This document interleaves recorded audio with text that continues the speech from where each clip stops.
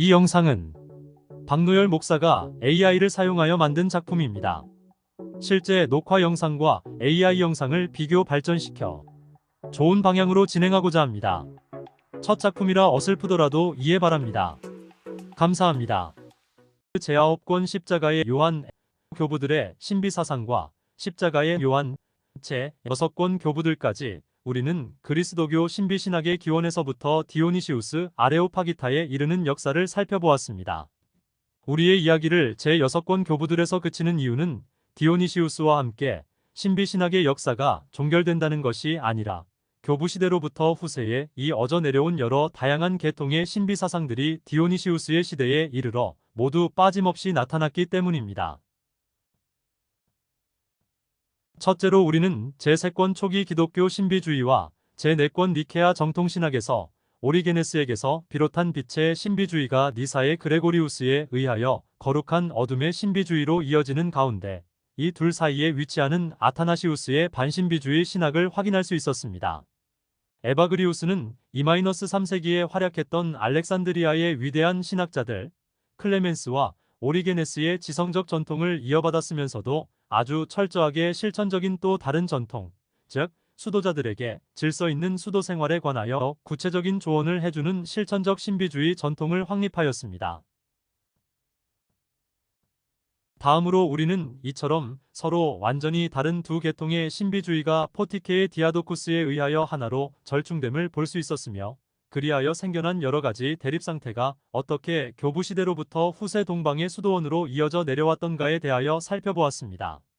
같은 제6장 교부들에서 우리는 에바그리우스의 신비주의 전통이 요하네스 카시아누스에 의하여 서방으로 전해지긴 했으나 사변적이고 관상적인 측면에서 상당히 많이 수정되었기에 에바그리우스는 오직 실천적 영성 지도자로서 서방 세계에 알려지게 되었음을 주목하였습니다. 이 서방 세계에서 어거스틴에 의한 삼위일체적 신비주의의 전통이 자리잡게 되었으며 이는 또한 라틴어 문화권의 서방 세계에서 귀중하고 독특한 가치를 지니면서 중세 신비신학에 깊은 영향을 끼치게 되었습니다. 마지막으로 우리는 필론을 뿌리로 하여 니사의 그레고리우스를 거쳐 디오니시우스에 이르는 완전히 별개의 신비주의 전통이라고 해야 할 거룩한 어둠 속으로 오르는 영혼의 상승을 디오니시우스와 더불어 살펴보았습니다.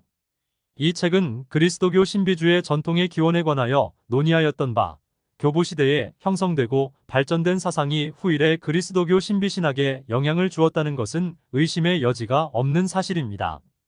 아니면 교부들의 신비주의와 후기 중세 이래로 화려하게 꼽힌 신비주의 사이에 참된 연속관계가 있다는 것일까요? 이렇게 묻는 이유는 오늘날 우리가 그리스도교의 신비사상에 관하여 얘기할 때는 주로 이 후기 중세 이후의 신비사상, 특히 16세기 가르멜 수도회의 위대한 신비론자였던 아빌라의 성녀 데레사 십자가의 요한을 생각하기 때문이다.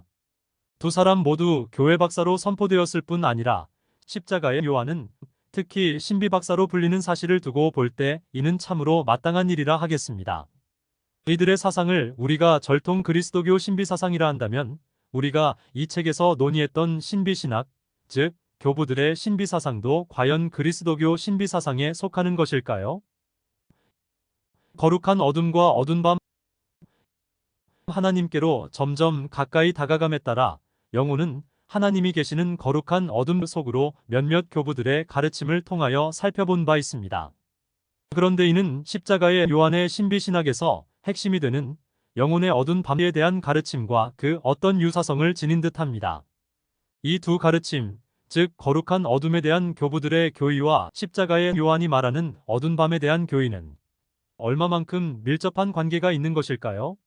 하지만 중세기 신비사상의 전통은 십자가의 요한의 어두운 밤으로 절정에 이르렀으며 그렇다면 우리는 필론과 니사의 그레고리우스를 거쳐 디오니시우스에서 절정에 이른 거룩한 어둠의 전통을 십자가의 요한의 어두운 밤과 완전히 동일한 것이라고 간단히 말할 수 있는 것일까요? 그러나 다니엘루는 니사의 그레고리우스의 신비신학에 관한 그는 감각센스의 밤과 영혼 스피럿의 밤에 대하여 얘기하면서 그레고리우스의 신비사상은 십자가의 요한의 신비주의와 위 디오니시우스의 신비로운 어둠이란 제목의 무게 있는 논문에서 교부신학 특히 디오니시우스의 신학에 있어서 거룩한 어둠에 관한 주제를 논한 후 다음 4가지 요점을 정리함으로써 결론을 내리고 있습니다. 첫째로 성서 모세에 관한 기록 등에 언급된 밤이 어두운 밤이란 신비사상의 시발점이 된 것은 사실이지만 교부들에게 있어서 어두운 밤이란 말은 교리의 요점을 구름 어두운 밤은 신비적 경험에 내재하는 상징들에 상응하는 것이 아니라 오히려 외부적이고 우연적인 요소들로서 교의에 대하여 심사숙고하던 중에 사용된 어휘들입니다. 둘째로 거룩한 어둠이란 표현은 유대교와 그리스도교라는 거룩한 어둠은 피조물인 직관의 주체와 셋째로 디오니시우스의 신비신학은 교부신학의 전통에 속한 것이며 넷째로 십자가의 요한의 어두운 밤의 구체적 내용에 가까운 니사의 그레고리우스에게로 눈을 돌려야 할 것입니다. 교부들, 특히 디오니시우스가 말하는 거룩한 어둠에 대한 표현은 십자가의 요한과 같은 후세 신비주의자들이 말하는 어두운 밤에 따라서 십자가의 요한의 어두운 밤은 직접 디오니시우스에게서 이 같은 결론을 뒷받침하는 그의 논지는 거룩한 어둠을 말하는 교부들의 용어가 지닌 이론적인 성격과 십자가의 요한의 용어가 지닌 극적이며 감동적인 특성 사이에는 참으로 대조적인 차이가 있다는 것입니다. 그러나 이 점에 관하여 우리는 의문을 품지 않을 수 없으며 교부들과 십자가의 요한 사이에만 있는 것이 아니라 앞서 우리는 동방 교부들과 어거스틴과의 비교해서 거룩한 어둠에 대한 교부들의 사상과 어두운 밤에 대한 십자가의 요한의 생각 사이의 상반점에 의거하여 기실 그가 뜻한 내용보다는 오히려 훨씬 일반적인 수준에 머무는 이 테마가 교부들의 어느 신비사상에 뿌리를 둔 것이든 십자가의 요한의 신비주의는 디오니시우스의 부정신학에 별개의 맥락을 형성하게 된 그러나 중세기 동안 영혼의 신비적 기관은 결코 지적인 것이 아니라 정적인 것이라는 관념이 싹트고 발전하게 되었습니다. 이러한 사고의 맥락 속에서 디오니시우스의 신비신학이 가르치는 내용은 빛깔을 달리하게 되었습니다. 그리하여 중세 신비사상에 끼친 디오니시우스의 영향이 우리는 다음과 같은 구절을 찾아볼 수 있습니다. 십자가의 요한은 바로 이 계통의 신비사상 속에서 호흡하고 있었던 바, 이는 그가 영혼의 어두운 밤을 깨닫는데 상당한 영향을 끼쳤을 것입니다. 그러나 문제는 실제로 이 같은 차이가 지니는 의미가 무엇이냐 하는 데 있습니다. 문제 제기. 거룩한 어둠에 대하여 교부신학에서 주장된 내용의 중심점, 즉 거룩한 어둠이란 피조물인 영혼과 조물주이신 하나님 사이의 근본적인 차이를 의미하는 하나의 상징이라는 것. 그렇게 볼 때 이 내용이 십자가의 요한의 어두운 밤에 관한 신학에서 말하는 요지와 얼마나 거리가 먼 것인가 하는 의문을 제기해 보는 것입니다. 이를 만약 서방 신비사상의 언어로 바꾸어 말한다면 어두운 밤은 하나님의 절대적 초월성을 겪는 영혼의 체험이라는 뜻으로 해석할 수 있을 것입니다. 말하자면 영혼은 어두운 밤 속에서 무한하신 하나님을 알아보려 애쓰며 이렇게 애쓸 때에 느끼게 되는 괴로움과 아픔은 원래 유한한 본성을 지닌 영혼이 자기 힘에 넘치는 경험을 감당하기 위하여 겪는 준비 과정인 것입니다. 이 어두운 밤이란 하나님께서 영혼 속으로 흘러드심을 뜻하는 바, 그리하여 영혼은 원래부터 습관적으로 지닌 영적 무지와 불완전으로부터 깨끗이 정화되는 것입니다. 관상하는 사람들은 이것을 주부적 관상 혹은 신비신학이라고 합니다. 영혼 속으로 흘러드는 하나님의 빛은 영혼을 정화하고 하나님과의 합의를 준비해 주는 것입니다. 하지만 십자가의 요한은 한 걸음 더 나아가 영혼을 비추어 주시고 정화하여 주시는 하나님의 빛이 흘러드는 것이라면 왜 어두운 밤이라고 하는지를 묻고는 다음과 같이 대답합니다. 이에 대한 답변으로 두 가지 이유를 들어서 이 하나님의 지혜가 영혼에게 밤과 어둠일 뿐 아니라 괴로움과 아픔이라고 할 수 있습니다. 즉, 그 첫째는 하나님의 지혜가 아득히 높아 영혼의 역량을 초월하기에 어둠이라 이르는 것이요. 그 둘째는 영혼의 더러움과 낮고 낮음으로써 그러기에 괴롭고 아프고 캄캄하다는 것입니다. 그렇다고 해서 교부들이 죄의 심각성에 대한 인식이 부족했다는 의미가 아니라 그들은 거룩한 어둠을 통하여 영혼이 하나님께로 다가감을 깨달을 뿐 거룩한 어둠이 무엇인지를 이해함에 있어서 죄에 대한 인식 같은 것을 포함시키지는 않았다는 것입니다.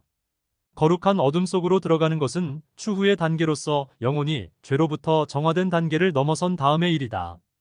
그러나 교부들이 말하는 거룩한 암흑은 무한하신 하나님에 대한 인간의 유한성 때문이고 십자가의 요한에게 있어서 어두운 밤은 인간의 유한성뿐만이 아니라 죄 때문이라고 간단하게 말해버린다면 이는 둘 사이에 존재하는 차이점을 완전히 오해하는 것입니다.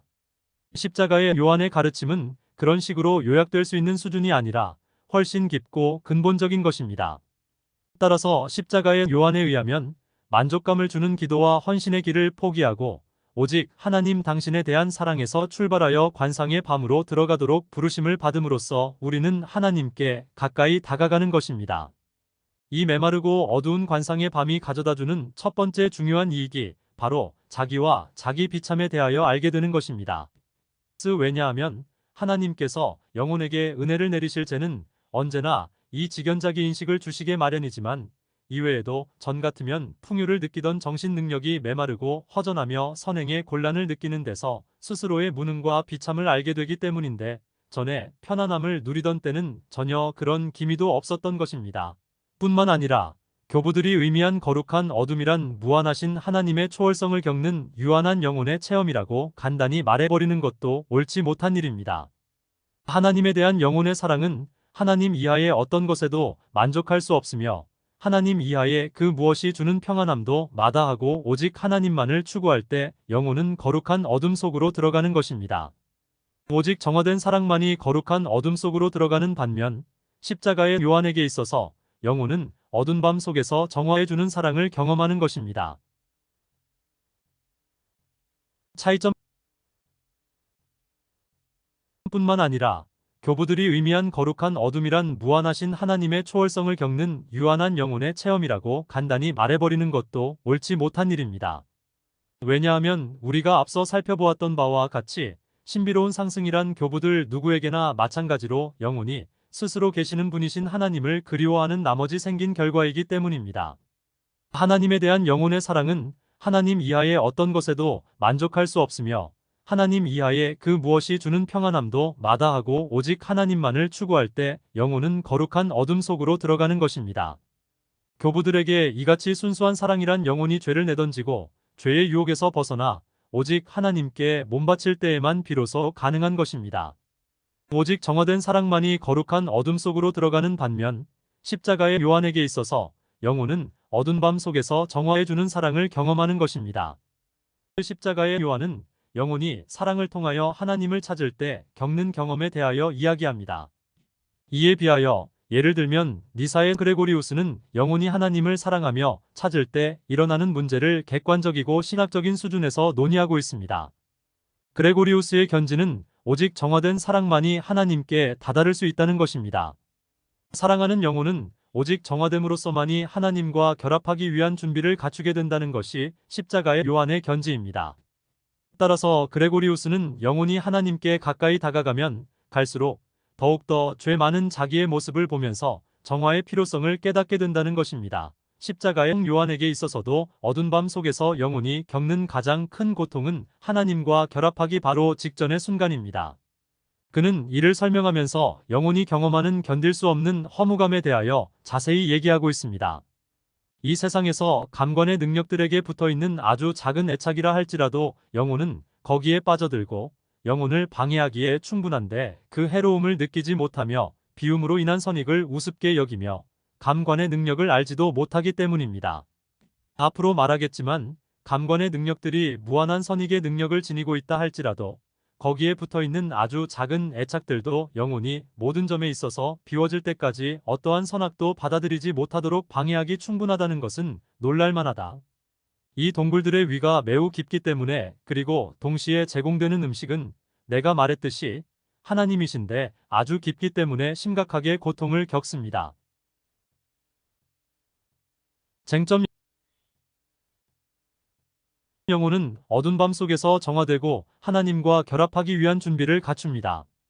그렇다면 우리가 여기에서 다루고 있는 문제는 동방과 서방의 사고방식에서 근본적인 대조를 보이는 분야인지도 모르겠습니다.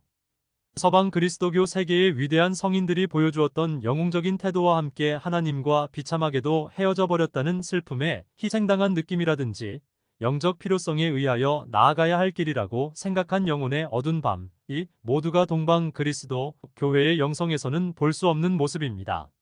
로트마 보로딘의 지금은 단행본으로 출판된 논문집들에서 동방과 서방의 대조적인 영성의 차이에 대하여 로스키가 지적한 것과 거의 다를 바 없는 견해를 표명하였습니다. 로트 보로딘 여사의 설명에 따르면 서방 가톨릭 교회는 거룩한 인성을 지니신 우리 주님의 고난에 대해 열렬하고도 번민에 가득 찬 신앙심을 보인 데에 비하여 동방 비잔틴 교회에선 승리자이신 왕에 대한 엄숙하고도 고요한 신앙심이 더욱 부각되었다는 것인데, 그것은 거륜의 발트계 이센하이마 제단화에 그려진 십자가에 달리신 그리스도와 루블요프의 이콘에 나타난 성인들의 얼굴 모습이 보이는 대조적인 차이와 같은 것입니다. 로드보로딘 여사의 설명에 따르면 뼈저린 개인적 체험을 바탕으로 한 새로운 신비사상의 전통이 어거스틴과 함께 시작되었던 것입니다. 로트보로딘 여사의 설명으로는 이 두 상이한 신비신학의 전통에서 근본적으로 문제가 되는 쟁점은 다름 아닌 인간협력설 시너지점이라는 것입니다.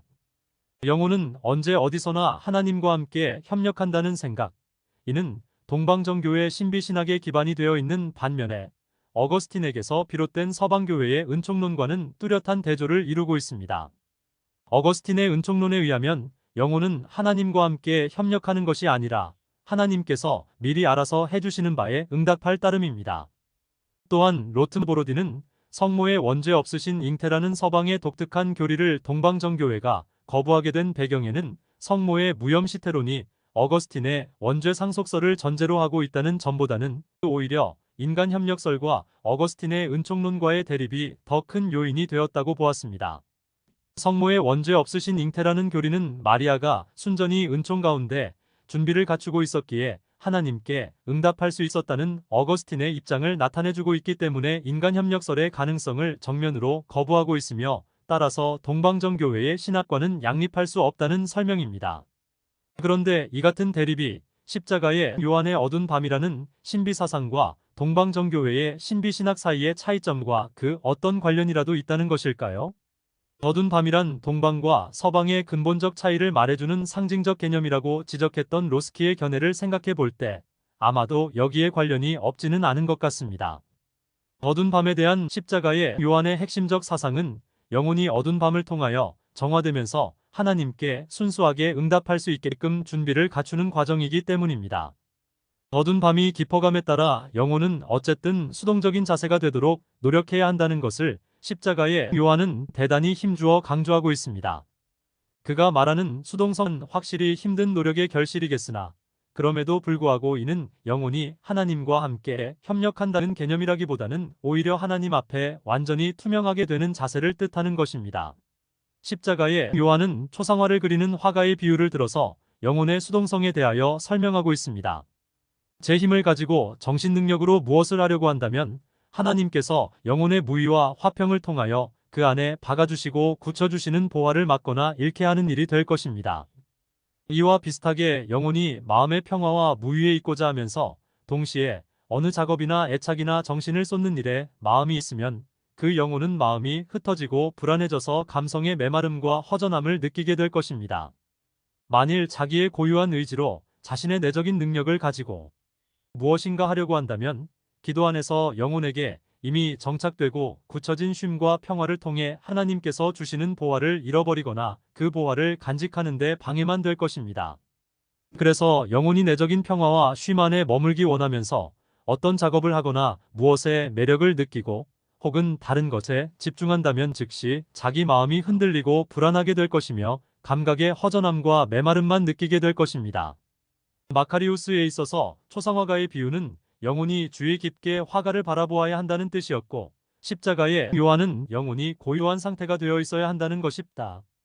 그러므로 동방교회의 인간협력설과 서방교회의 은총론 사이의 대립이 십자가의 요한의 어두운 밤의 교의를 통하여 해결된다고 보는 견해는 그런 대로 정당하다고 하겠습니다. 결국 이 같은 대립은 어느 쪽을 더욱 뚜렷이 내세우느냐 하는 강조점의 차이라고 생각합니다. 인간이 하나님께 응답한다는 개념과 인간이 하나님과 함께 일한다는 개념 사이에 근본적인 대립은 없기 때문입니다. 그러나 완전한 자유는 하나님을 섬기는 데 있다. 고 하듯이 참다운 자유는 하나님께 응답하는 가운데 있는 것이라고 생각됩니다. 그럼으로써 인간은 하나님과 함께 일하는 협력자가 되는 것입니다. 하나님과 관계를 맺고자 영혼이 겪어나가는 동일한 경험을 설명하는 방법에 있어서 동방과 서방이 서로 다른 표현 양식을 보인다면 이는 심오한 통일성 속에 내재하는 긴장 상태에 대한 명백한 증거일 뿐, 동방과 서방 양측이 서로에게 많은 것을 배워야 한다는 것을 암시해 주는 것입니다.